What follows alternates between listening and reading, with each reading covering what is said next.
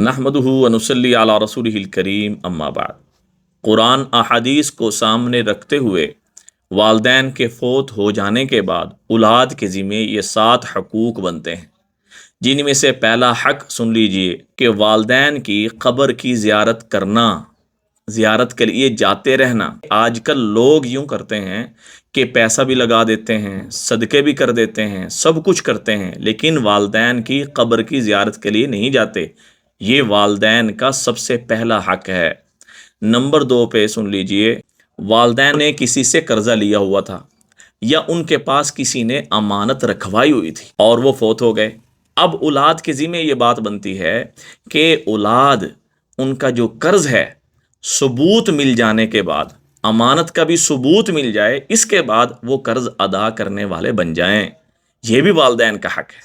Number 3، والدین کے رشتہ دار، دوست، احباب، ملنے ملانے والے جن کی والدین عزت کرتے تھے، والدین کے مرنے کے بعد ان کی عزت کرنا، یہ تیسرا حق ہے۔ اور والدین کے دوست، احباب، رشتہ داروں کی اگر وہ غریب ہیں، حاجت مند ہیں، ان کی مالی مدد کرتے رہنا، یہ چوتھا حق بنتا ہے۔ اور نمبر 5، والدین کے لیے دعائے مغفرت بھی کرتے رہنا۔ 4 دعائیں جو والدین کی بہترین مغفرت کے لیے تھی، وہ میں نے پہلے ویڈیو میں آپ کو بتا دی۔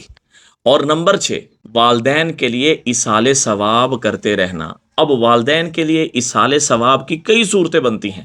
مثال کے طور پہ قرآن پاک جو حافظ حضرات ہیں ان کے مشورے سے 16 لائن والا یا کسی عالم کے مشورے سے کوئی حدیث کی کتاب ان کو مطالعے کے لیے، پڑھنے کے لیے دے دینا، یہ بھی ایصال ثواب کا بہترین طریقہ ہے۔ اور نمبر 7 پہ اگر والدین اس حال میں فوت ہوئے کہ انہوں نے کوئی وصیت کی تھی تو وصیت شرعی کو پورا کرنے کے لیے کوشش کرنا۔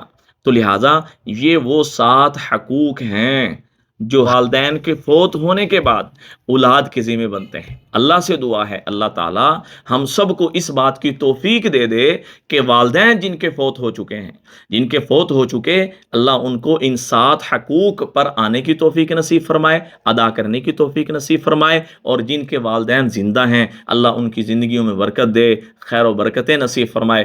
دعاؤں میں یاد رکھیں۔ السلام علیکم ورحمۃ اللہ وبرکاتہ۔